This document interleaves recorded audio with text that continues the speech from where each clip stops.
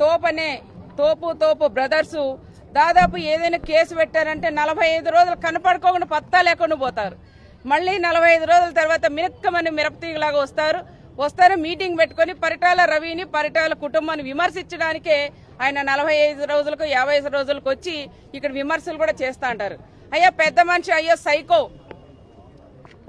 ఆయన మాత్రం నిన్న ఒక మీటింగ్ పెట్టి వాళ్ళ పార్టీకి సంబంధించిన మీటింగ్ పెట్టి ఆ మీటింగ్ సంబంధించిన మాటలు ఏదైనా మాట్లాడాలి కానీ ఈ ప్రభుత్వం వచ్చిన తర్వాత ఎవరికి అన్యాయం జరిగింది, ఎవరికి న్యాయం జరిగింది, ఏం పనులు చేసింది ఎమ్మెల్యే, ఏం పనులు చేయలేదు, దాని గురించి మాట్లాడాలి కానీ అనవసరంగా వచ్చి పరిటాల రవి గారి గురించి మాట్లాడేది అది ఎంతవరకు ఒక్కసారి అందరూ కూడా ఆలోచన చేయాలి. అంటే పరిటాల రవి గారి చనిపోయి 20 సంవత్సరాలైనా నిద్రలో కూడా ఆయనకి ఉచ్చు పోసుకునే పరిస్థితిలో ఈ రోజు ఒక ప్రకాష్ రెడ్డి వాళ్ళ కుటుంబానికి కూడా వస్తున్నాయని కానీ నిద్రలో కూడా కలవరించుకుంటున్నాను వచ్చి పరిటాల రవి అని. అయ్యా 20 సంవత్సరాలైంది పరిటాల రవి చనిపోయిన తర్వాత కూడా మీరు ఎందుకు ఇంత భయపడుతున్నారనే విషయం కూడా చెప్తున్నాం. ఏ రోజు మీటింగ్ పెట్టినా, ఏ రోజు పబ్లిక్ మీటింగ్లు పెట్టినా పరిటాల రవి గారి పేరు ఎత్తంది ఏ రోజైనా నువ్వు మీటింగ్ పెట్టావా అని ఆయన్ని కూడా ప్రకాష్ రెడ్డిని కూడా నేను అడుగుతున్నా.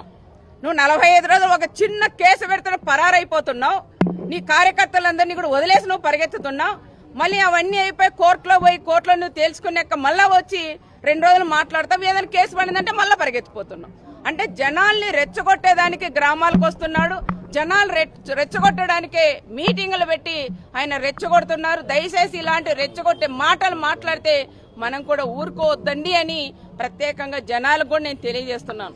ఎందుకంటే నువ్వు 5 సంవత్సరాలు నువ్వు ఎమ్మెల్యేగా ఉన్నావు, మరి పరిటాల రవి గారు ఇంతమందిని చంపారు, అంతమంది వందలాది మంది చంపారని ప్రతిరోజు మీరు ప్రెస్ మీట్లలోనూ మీటింగుల్లో మీరు మాట్లాడుతున్నారు. అయ్యా నీకు దమ్ము ధైర్యం ఉండింటే నువ్వు 5 ఏళ్ళు ఎమ్మెల్యేగా ఉన్నప్పుడు ఎందుకు పరిటాల రవి చంపినారని చెప్తున్నావు, ఆ ఎముకలన్నీ ఉన్నాయంటున్నావు, ఎందుకు నువ్వు తేల్చుకోలేకపోతున్నావయ్యా?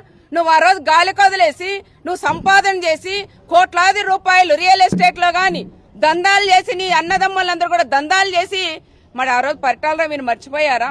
మరి దందాలు అయిపోయిన 5 సంవత్సరాలు నువ్వు మళ్ళీ ఇప్పుడు ఇంట్లో కూర్చున్నావు కాబట్టి మళ్ళీ పరిటాల రవి గారిని నువ్వు మాట్లాడడం అది ఎంతవరకు సహజమో ఒక్కసారి ప్రకాష్ రెడ్డి కూడా ఆలోచన చెయ్యాలని ప్రత్యేకంగా కూడా నేను తెలియజే